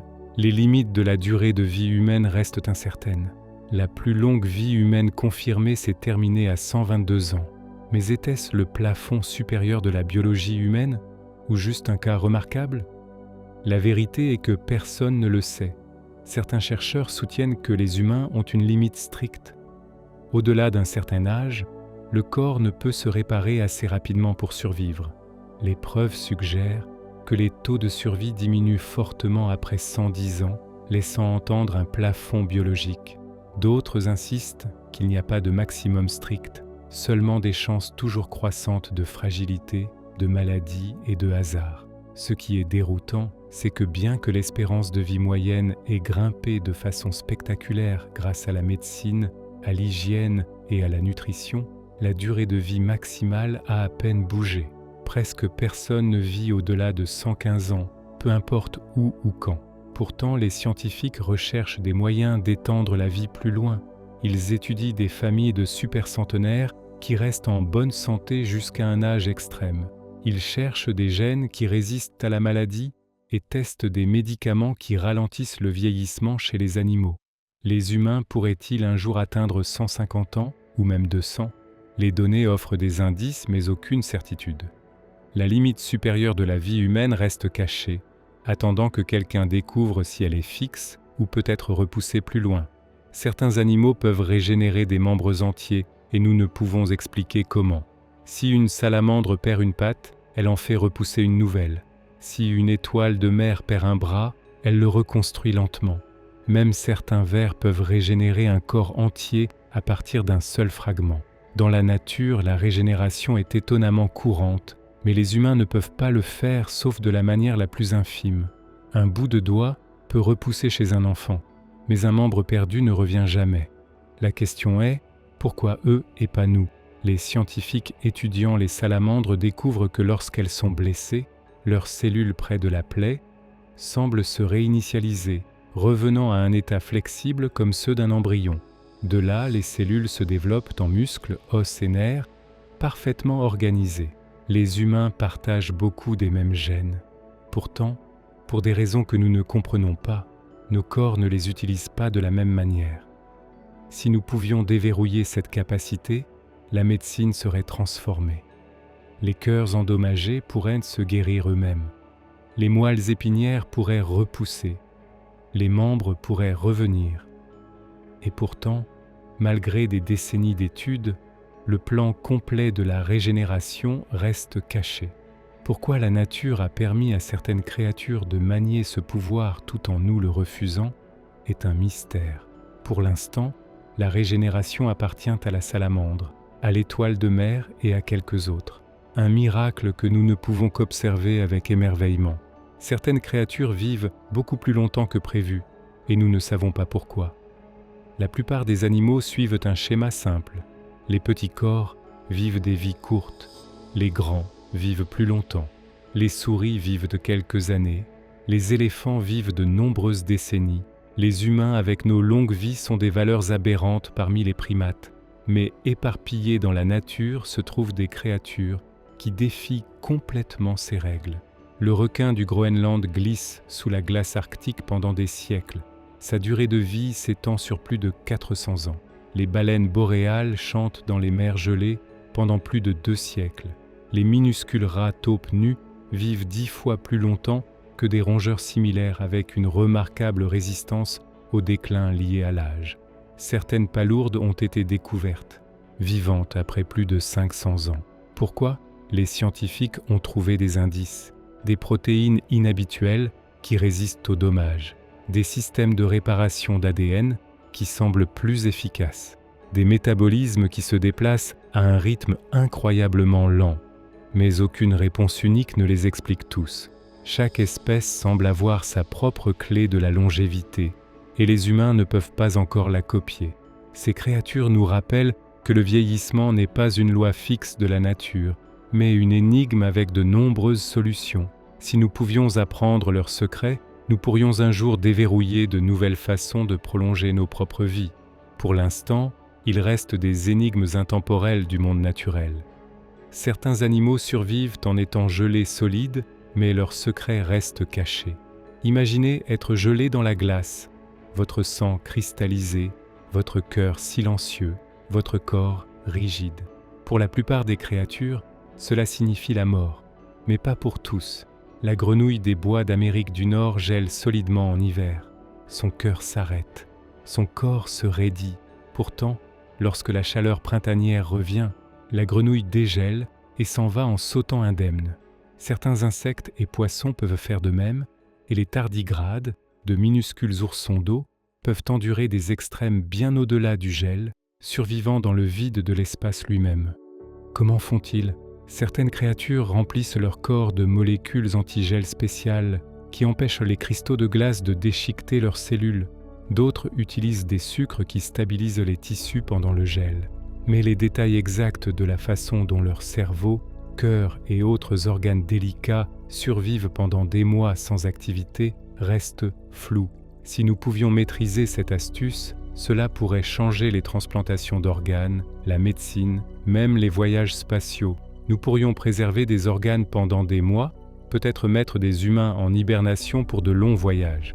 Mais pour l'instant, le secret n'appartient qu'à ces robustes survivants, des créatures qui semblent se moquer des lois de la vie et de la mort. Les baleines vivent pendant des siècles sans beaucoup de cancer, et personne ne sait comment. La baleine boréale peut vivre plus de 200 ans, glissant à travers les eaux arctiques glacées. Ce qui rend cela étonnant, ce n'est pas seulement son âge, mais sa santé. Malgré sa taille massive avec des milliards de cellules et des siècles de temps pour les mutations, le cancer est remarquablement rare. C'est ce qu'on appelle le paradoxe de Pareto. Les animaux plus grands, avec plus de cellules, devraient en théorie avoir des taux de cancer plus élevés. Mais les baleines, les éléphants et autres géants ne le font pas. D'une manière ou d'une autre, ils résistent. Chez les éléphants, les chercheurs ont trouvé des copies supplémentaires de gènes suppresseurs de tumeurs, comme des couches supplémentaires de défense. Chez les baleines, l'explication est plus trouble. Peut-être que leurs systèmes de réparation d'ADN sont inhabituellement forts, peut-être que leur métabolisme ralentit les dommages, peut-être ont-elles des voies biologiques uniques que nous n'avons pas encore découvertes. Si nous pouvions déverrouiller ce mystère, cela pourrait révolutionner le traitement du cancer pour les humains. Les baleines ont craqué une partie du code d'une longue vie sans maladie. Mais pour l'instant, leurs secrets dérivent sous les vagues, non résolus. Les oiseaux peuvent sentir le champ magnétique terrestre, mais le mécanisme est encore flou. Chaque année, les oiseaux migrent à travers les continents. De minuscules fauvettes volent d'Europe vers l'Afrique. Les sternes arctiques traversent les océans, encerclant le globe. Ils voyagent des milliers de kilomètres avec une précision troublante. Une partie d'eux. Leur secret semble résider dans le champ magnétique terrestre, mais comment ils le sentent reste incertain. Certaines preuves pointent vers de minuscules cristaux de magnétite dans leur corps, agissant comme des boussoles internes. D'autres recherches suggèrent que certaines protéines dans leurs yeux peuvent leur permettre de voir les champs magnétiques comme de faibles motifs de lumière, mais aucune théorie unique ne l'explique tout. Ce que nous savons, c'est que leur capacité est incroyablement précise. Même par temps nuageux, lorsque le soleil et les étoiles sont cachés, les oiseaux restent sur la bonne voie. Relâchés dans des terres inconnues, ils trouvent toujours leur chemin. C'est un sens que les humains n'ont pas, comme une couche invisible de réalité que nous ne pouvons percevoir. Pour les oiseaux, le monde porte des directions écrites dans son tissu même, une boussole que nous ne comprenons toujours pas. Les papillons monarques naviguent sur des continents avec une carte que nous ne pouvons lire. Chaque automne, de fragiles papillons monarques commencent un voyage impossible. Ils volent des milliers de kilomètres du nord des États-Unis et du Canada vers quelques forêts montagneuses du centre du Mexique. Là, ils se rassemblent en essaims denses, couvrant les arbres d'oranges chatoyants. Ce qui rend cette migration étonnante, c'est qu'aucun papillon unique ne complète l'aller-retour. Ceux qui reviennent au nord au printemps sont plusieurs générations éloignées de ceux qui sont partis à l'automne. Pourtant, d'une manière ou d'une autre, ils arrivent au même bosquet année après année. Les scientifiques savent que les monarques utilisent le soleil comme boussole, s'ajustant pour l'heure de la journée. Ils peuvent aussi sentir le champ magnétique terrestre. Mais comment ils transmettent cette connaissance entre les générations? Comment un papillon qui n'a jamais fait le voyage sait exactement où aller, reste un mystère. C'est l'une des migrations les plus époustouflantes sur Terre, guidée par une carte cachée qu'aucun humain n'a jamais lue. Les animaux migrateurs traversent des milliers de kilomètres, mais nous ne savons pas comment ils se guident. Le monde naturel est plein de grandes migrations. Les saumons éclosent dans les ruisseaux de montagne, nagent vers la mer, et des années plus tard reviennent au même ruisseau pour frayer. Les tortues de mer rampent de l'océan sur la plage même où elles ont éclos pour la première fois. Les oiseaux, les baleines et les insectes voyagent tous à travers la planète avec une précision étonnante. Les scientifiques ont découvert des indices. Certains animaux utilisent les étoiles, le soleil et l'inclinaison de l'axe terrestre. Certains peuvent suivre des champs magnétiques ou des sens subtils. Pourtant, aucune de ces explications ne rend pleinement compte de leur précision. Comment un oiseau trouve-t-il le même arbre chaque année? Comment une tortue traverse-t-elle un océan entier vers un seul morceau de sable? Ces voyages restent en partie inexpliqués, guidés par des sens que nous ne comprenons pas encore pleinement. La migration est l'un des rythmes les plus anciens de la vie, une grande danse mystérieuse écrite dans les instincts des animaux. Les pigeons voyageurs rentrent chez eux de n'importe où et le mystère persiste. Pendant des siècles, les humains se sont émerveillés des pigeons voyageurs. Relâchez-en un à des centaines de kilomètres de chez lui, et il s'élèvera dans le ciel, fera un cercle, puis volera directement vers son pigeonnier. Pas de carte, pas de guide, juste un sens caché de la direction. Les chercheurs ont proposé des explications. Certains croient que les pigeons utilisent le soleil comme boussole, s'ajustant pour le temps. D'autres suggèrent qu'ils détectent le champ magnétique terrestre comme un GPS intégré. D'autres encore pointent vers l'odorat, l'idée que les pigeons construisent une carte olfactive de leur région et la suivent pour rentrer. Mais aucune de ces explications n'explique pleinement leur précision troublante. Même lorsqu'ils sont relâchés dans des endroits étranges, sous des ciels nuageux, les pigeons trouvent toujours leur maison. C'est un mystère caché dans leur biologie, une boussole secrète que nous n'avons pas encore découverte. Pour les pigeons, le monde est rempli d'indices invisibles qui les guident à travers le ciel. Pour nous, c'est encore une énigme non résolue. Personne ne sait exactement comment les humains ont développé le langage pour la première fois. Le langage est ce qui nous rend humains. Avec lui, nous partageons des idées, transmettons des histoires et construisons des civilisations. Mais comment a-t-il commencé reste l'un des plus grands mystères de notre passé. Nos plus proches parents, les chimpanzés et les bonobos, peuvent communiquer avec des gestes et des sons, mais aucun ne s'approche de la complexité de la parole humaine.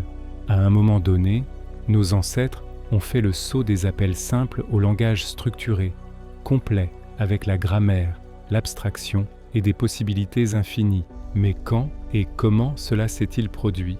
Certaines théories suggèrent que le langage a commencé comme des signaux manuels avec des mots venant plus tard. D'autres ont proposé que des sons rythmiques, des chants et des chansons se sont progressivement transformés en langage parlé. L'archéologie nous montre des gravures et de l'art symbolique vieux de dizaines de milliers d'années, suggérant que les esprits qui les ont créés étaient déjà capables de communication complexe. Mais les sons, eux-mêmes, n'ont laissé aucune trace. Le langage nous permet de décrire ce qui n'est pas présent, de planifier, de rêver, d'imaginer. C'est à la fois un outil de survie et une fenêtre sur la pensée. Pourtant, la première étincelle du langage, le moment où les humains ont parlé pour la première fois, est perdu dans le temps. Nous ne pouvons que deviner les conversations qui l'ont commencé. Le rire est universel, mais ses racines restent une énigme. Où que vous alliez dans le monde, les gens rient. Le son traverse les cultures, les âges et les langues. Les bébés rient longtemps avant de parler. Les groupes rient ensemble, leur joie contagieuse. Pourtant, pourquoi nous rions et comment il a évolué pour la première fois reste incertain. Certains scientifiques croient que le rire a commencé comme un signal de sécurité. Les premiers humains ont peut-être ri pour montrer aux autres qu'une menace était passée, transformant la peur en soulagement. D'autres le retracent aux primates au jeu, dont les sons haletants pendant la lutte et la poursuite ressemblent au rythme du rire. Mais le rire est plus qu'un outil de survie. Il diminue le stress, lie les groupes et libère de puissants produits chimiques qui inondent le corps de calme. Étrangement, nous rions non seulement des blagues, mais aussi du soulagement, de la gêne, même de la douleur. Parfois, le rire éclate quand cela n'a aucun sens du tout. Pourquoi un son, une rafale respiratoire d'air, devrait-il porter un tel pouvoir? Nous ne le savons pas. Ce que nous savons, c'est que le rire est ancien, universel et mystérieux. C'est la musique de la joie partagée à travers toute l'humanité. Ses racines sont encore cachées dans notre passé. La musique nous émeut profondément, mais la science ne peut expliquer pourquoi. Une mélodie peut nous faire pleurer, un rythme peut faire battre nos cœurs, une chanson peut nous lier à des souvenirs que nous pensions oublier. La musique n'a aucune fonction de survie évidente, pourtant elle façonne la vie humaine à travers chaque culture. Pourquoi? Nous ne le savons pas. Certains suggèrent que la musique a évolué comme une sorte de colle, liant les premières communautés par la danse et le chant. D'autres pensent qu'elle a commencé comme un rituel de séduction, un moyen de signaler la vitalité et l'habileté. D'autres encore soutiennent qu'elle est un sous-produit du langage et de la mémoire, un bel accident de l'évolution. Ce qui rend la musique encore plus étrange, c'est son pouvoir. Les patients victimes d'AVC qui luttent pour parler peuvent encore chanter. Les personnes atteintes de démence se rappellent des paroles lorsque presque tout le reste s'est estompé. La musique peut synchroniser les battements de cœur dans les groupes, peut calmer les nouveau-nés, peut inciter les armées à marcher. Pourquoi le son organisé devrait-il atteindre si profondément nos esprits et nos corps? La science n'a pas de réponse claire. La musique reste l'une des forces les plus universelles et mystérieuses de la vie humaine, un fil invisible qui nous lie ensemble. L'amour est puissant et complexe, mais sa nature complète est encore inconnue. L'amour façonne les vies humaines plus que presque n'importe quoi d'autre. Il lie les parents aux enfants, les partenaires les uns aux autres, les amis à travers le temps. Il inspire l'art, le sacrifice et la joie. Pourtant, la science ne peut toujours pas expliquer pleinement ce qu'est l'amour. La biologie nous montre des morceaux. L'amour inonde le cerveau de dopamine et d'ocytocine, des produits chimiques liés à la récompense et au lien. La théorie évolutive suggère qu'il s'est développé pour maintenir les parents ensemble assez longtemps pour élever une progéniture vulnérable. Mais ces explications ne capturaient pas l'expérience complète. Pourquoi l'amour arrive-t-il parfois soudainement, nous submerge?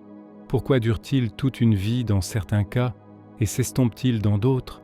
Pourquoi les gens risquent-ils tout pour lui, même contre la raison?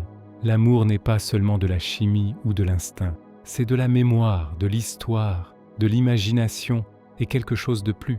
Nous pouvons cartographier ses effets dans le cerveau, mais pas sa signification. L'amour est à la fois universel et unique. Une expérience partagée à travers l'humanité mais différente pour chaque personne. Sa nature complète reste l'un des mystères les plus profonds de l'être vivant. Les humains pleurent des larmes d'émotion et personne ne sait pourquoi. Les larmes protègent nos yeux, lavant la poussière et le sel. Mais seuls les humains versent des larmes pour des raisons au-delà de la biologie. Lorsque nous sommes tristes, joyeux, frustrés ou même submergés de rire. Pourquoi ? Une idée est que les larmes sont un signal social, montrant la vulnérabilité et attirant l'empathie. Une autre suggère qu'elles libèrent des produits chimiques de stress, bien que les preuves soient mitigées. Les larmes peuvent renforcer les liens, rendant les émotions visibles aux autres. Ce qui approfondit le mystère, c'est que nous pleurons pour des sentiments opposés. Les larmes viennent avec le chagrin et avec la joie, avec la douleur et avec le soulagement. Elles tombent silencieusement dans la solitude ou au milieu du rire. Aucune explication unique ne capture tout cela. Les larmes nous rappellent que nous sommes des êtres émotionnels, pas seulement logiques. Elles rendent l'invisible visible, transportant des sentiments de l'intérieur vers le monde extérieur. Mais la raison pour laquelle les humains seuls ont évolué cette réponse reste non résolue. Un secret caché dans chaque larme qui tombe. Des mythes apparaissent à travers les cultures sous des formes similaires pour des raisons que nous ne comprenons pas. Des déserts aux îles, des montagnes aux forêts, des cultures séparées par des océans racontent des histoires qui se font écho les unes les autres.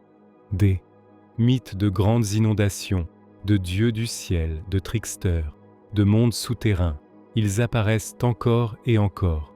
Pourquoi ? Certains suggèrent que les esprits humains sont câblés pour l'histoire et que certains thèmes surgissent naturellement de l'expérience partagée. La peur de la mort, l'espoir de renouveau, la crainte du ciel.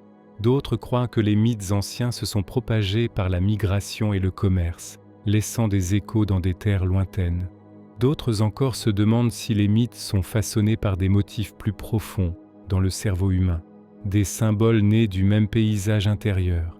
Quelle que soit la raison, les mythes portent des vérités que les cultures trouvent importantes. Ils expliquent l'inexplicable, lient les communautés ensemble et transmettent la sagesse à travers les générations. Mais la récurrence étrange d'histoires similaires à travers le monde, apparaissant là où aucun contact ne semble possible, reste un mystère. Nous coopérons souvent avec des étrangers et les origines de cet instinct sont floues. Les humains sont inhabituels parmi les animaux. Nous n'aidons pas seulement la famille et les alliés proches, mais aussi des étrangers. Nous donnons du sang. Nous construisons des communautés. Nous nous mettons en danger pour des gens que nous ne rencontrerons peut-être jamais. Pourquoi ? Les théories évolutives suggèrent que la coopération a évolué pour renforcer les groupes, leur donnant un avantage sur les rivaux. D'autres pointent vers l'altruisme réciproque, l'idée que l'aide donnée sera un jour rendue, mais les humains vont au-delà du calcul. Nous faisons du bénévolat, nous partageons, nous sacrifions, parfois sans aucun espoir de récompense. Les expériences montrent que même les jeunes enfants choisissent d'aider bien avant qu'ils ne comprennent pleinement les règles ou la société. Quelque chose en nous semble attirer vers la coopération. Mais ses origines restent floues. A-t-elle surgi de la nécessité de survie ou de quelque chose de plus profond, un instinct moral écrit dans nos esprits? La volonté d'aider les étrangers reste l'un des traits les plus beaux et les plus mystérieux de l'humanité. Les civilisations montent et tombent, mais les forces profondes derrière elles restent débattues. À travers l'histoire, de puissantes civilisations ont grandi, prospéré, puis se sont effondrées. Les Mayas, la vallée de l'Indus, la Mésopotamie, Rome, tous ont atteint la grandeur pour ensuite tomber. Mais pourquoi les civilisations suivent cette trajectoire reste débattu. Certains pointent vers le changement climatique, les sécheresses et les catastrophes, d'autres vers la guerre, la corruption ou l'épuisement des ressources. D'autres encore croient que les civilisations portent en elles des motifs de croissance et d'effondrement, des cycles qui se répètent indépendamment du temps et du lieu. La vérité peut être toutes ces choses ou autre chose entièrement. Ce qui est frappant, c'est à quel point l'effondrement peut être soudain. De grandes villes sont abandonnées, le savoir est perdu et des générations s'évanouissent dans le silence. La civilisation elle-même est fragile et les forces qui la font prospérer ou échouer ne sont pas entièrement comprises. Nous vivons dans une société vaste et complexe, mais l'histoire nous rappelle que rien ne dure éternellement et les raisons pour lesquelles restent un mystère. La curiosité humaine nous pousse, mais sa source est encore inconnue. Pourquoi nous interrogeons-nous?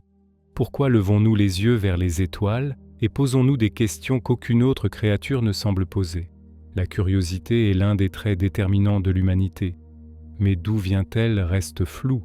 Certains disent que la curiosité est une extension de la survie, nous aidant à chercher de la nourriture, un abri et la sécurité. D'autres croient qu'elle a grandi comme un avantage évolutif, nous poussant à explorer, à inventer, à imaginer. Mais la curiosité va souvent bien au-delà de la survie. Elle nous pousse à étudier des galaxies à des milliards d'années-lumière, à décoder des langues anciennes, à poser des questions sans réponse pratique du tout. Les enfants montrent de la curiosité dès le début, tendant la main vers l'inconnu, posant des questions sans fin. Cela semble intégré en nous, mais pourquoi cette faim de connaissance? Pourquoi cette pulsion incessante à comprendre n'est pas encore expliquée? La curiosité nous pousse en avant, façonnant la science, l'art et l'exploration. Mais sa source, l'étincelle derrière la question « pourquoi ?» est encore l'un des mystères de la vie. Raconter des histoires est universel, mais personne ne sait pourquoi nous en avons besoin. Chaque culture raconte des histoires autour des feux, sur des scènes, dans des livres, dans des films. Les humains façonnent des mots en récits. Les histoires portent des héros et des méchants, des luttes et des triomphes. Elles divertissent, elles enseignent, elles inspirent. Mais pourquoi sont-elles universelles? Certains suggèrent que raconter des histoires est une façon de transmettre des connaissances, enveloppant des leçons dans la mémoire. D'autres pensent que cela lie les communautés, donnant aux gens des mythes et des valeurs partagées. Certains y voient une pratique, répétant des défis et des choix en toute sécurité dans l'imagination. Mais les histoires vont souvent au-delà de ces rôles. Elles créent des mondes qui n'ont jamais existé, nous remplissent d'émotions pour des gens qui ne sont pas réels, et s'attardent dans nos esprits pendant des années. Aucune autre espèce ne fait cela. Pourquoi les humains ont-ils besoin d'histoire? Pourquoi aspirons-nous à elles encore et encore? Nous ne le savons pas. Ce que nous savons, c'est que raconter des histoires est aussi ancien que le langage lui-même, un fil qui traverse chaque culture, nous connectant tous. Et alors que vous dérivez vers le sommeil, que ces questions vous entourent doucement comme des constellations dans la nuit, chaque mystère est un rappel que le monde est plus vaste, plus profond et plus beau, que nous ne pouvons encore le comprendre. Il n'y a pas de réponse à chasser ce soir, seulement la certitude calme que le mystère lui-même est une sorte de berceuse qui vous portera dans le sommeil. Bonne nuit et que vos rêves soient remplis d'émerveillement.